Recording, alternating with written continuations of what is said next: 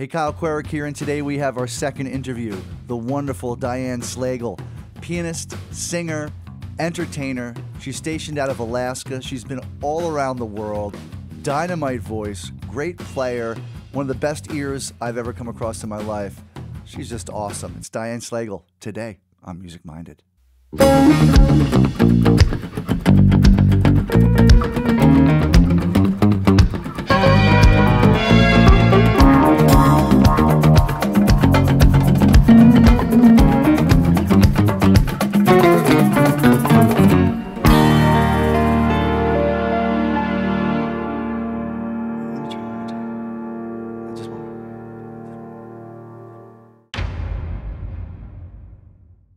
Was there a specific moment that you remember music as a thing, it being special? Was it a person, time, place? Go. I would say when I begged my mom for a year for piano lessons before she'd let me have them, because my older brother, Dan, had done it and he didn't like it and he didn't practice and he whined about going to the piano lessons, I guess. And my mom's like, we're not going through that heartache again. And I had to really straight up beg her for a long time. I really wanted to do it. I think the reason I knew I wanted it was not because my brother didn't, but because I heard that Barry Manilow's song, Could It Be Magic? He rips off Chopin's C minor prelude as an introduction on the front of it. Was it a cumulative thing, or was there a moment when you realized, not that I just love music, not that I'm, good, or that things are working out, I'm really enjoying this, that this is special and I really want to pursue this as my life endeavor? Other kids would be out doing stuff after school and I'd be home practicing like a nerd because that's what I wanted to do. I wanted to get really good at it. Right. And then I started getting obsessed with other kinds of music. I started turning left into some other avenues outside of classical music when I hit about 10th grade. Question 3, and this is kind of one of my favorite ones, is realize that moment. It all came together and you were just so thrilled that you were calling yourself a musician. I was terrified and I was excited at the same time.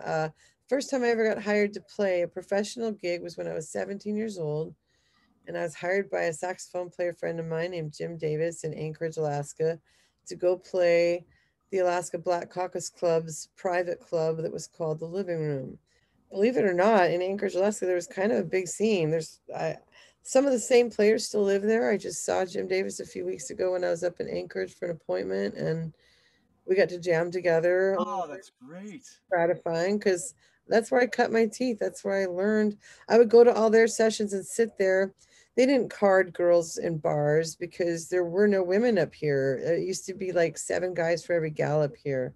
Yeah, but I wasn't trying to drink. I never did try to get away with that. I was always drinking a soda, but I wanted to learn the songs. I wanted to learn and I wanted to be around it. I think there's something to be said for surviving something that you wish you were prepared for. But you're really never prepared for that moment, even if you're a good player. But there's something that happens in that horror that speeds up your learning and experience like tenfold. And then I found that, like, what is it that's masochistic about musicians and players, that it's terrifying and yet we make ourselves keep getting up and choking until we don't. Is there a hell gig or a hell moment where you just wanted to crawl under a rock? One of those moments that we all have. Some of us more than others. I had a few of those all on the same gig, and it was a fairly toxic environment, so I won't name names. I'll just say I was doing some dueling piano gigs. I've done some excellent dueling piano gigs, and I've sat across from people that I really respect and admire, and I've also sat across from some real pieces of shit. What do you think the future holds for music in general? How's that for an open statement? Music provides that in such a deep way, to be fully present and fully connected even with other people in such an intimate way, like that. Very other things in my experience afford that. There's very few things that allow you that sort of intimacy. What's the essence of jazz is like improvisation, right? Right. So that's kind of the essence of life, and trying to make it in music is certainly involves a lot of that. Like, you got to figure out, nobody's hanging a shingle for piano players somewhere saying, we really need some piano players right now. Like, nobody's doing, like, you got to go figure out what you want to do and make your position sometimes even. what advice, and I think this is really important even though it's an old question, but what advice would you give someone coming up now? And if they could be a teacher, they could be a concert pianist, they could be a session player, but the mindset, like what you just talked about, that music is really jazz, kind of making a metaphor that you always have to be prepared for something that you really can't always prepare for. Believe it or not, Kyle, it was the jazz education and the understanding of how music works, like in a mathematical fixed system, theoretical sort of way, Right. unlocking the stuff of that for me in Western music, because that's largely the kind of music I make and I make my living at, doing all request shows anywhere I go, whether I'm in a senior center or with a bunch of young people or whatever. Like, I want to be able to play whatever you want to hear. So I got to have a pretty vast repertoire, a lot of different, like, if I want to do that, jazz and that education is what's enabled me to be able to hear something on the radio and go play it. Right. I couldn't do that if I hadn't, and I wasn't born being able to do that. Like, I'm not some, mutant talent. Like, I can do a lot of the stupid human tricks I do because of jazz and the education I got from it. Because now if I go listen to a song and somebody requests, the weirdest case scenario I've ever had, somebody requests a song, I run into the restroom and listen to it on my phone and go back and play it. Top 3 like desert island repertoires. Like, if I could only pick 3 artists' bodies of work to take with me to retire and listen to nobody else. And if we're speaking everything non-classical, I got 2 out of the 3, I think. What are they? Pat, Miles, Joni Mitchell. Yeah. Oh, how cool. Sure. Pat Metheny, Joni Mitchell, Miles Davis. Those 3 people.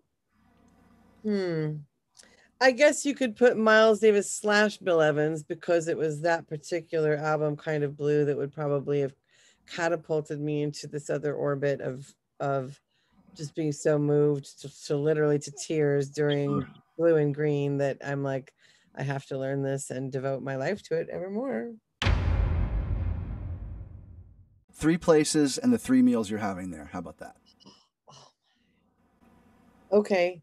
I would say cuisine that I absolutely love like crazy. I love Turkish cuisine.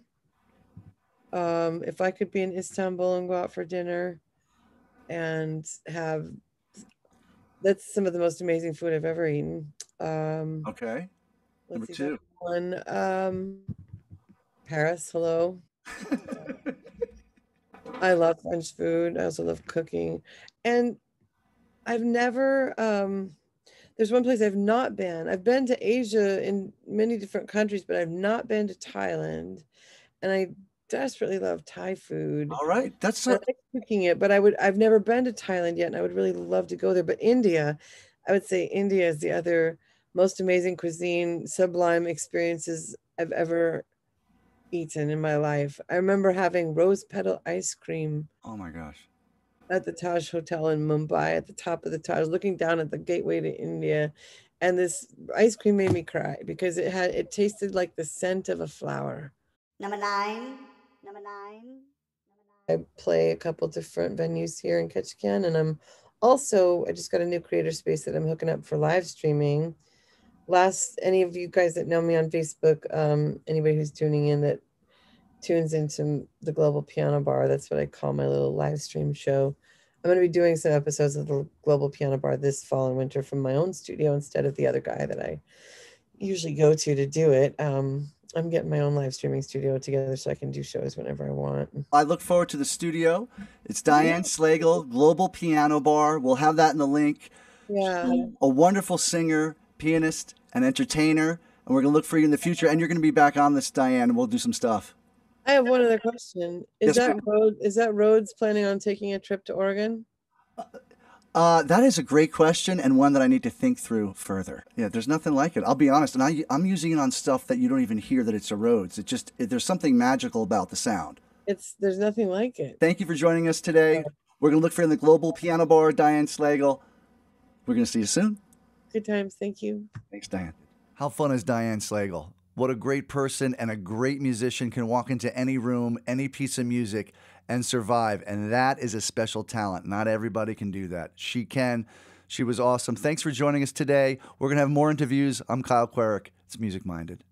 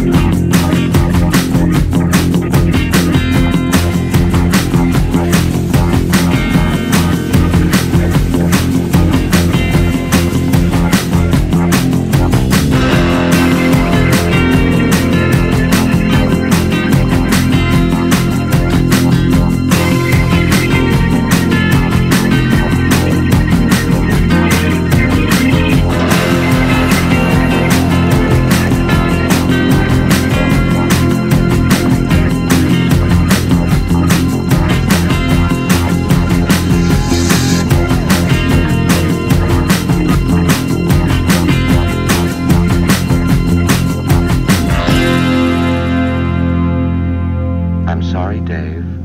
I'm afraid I can't do that.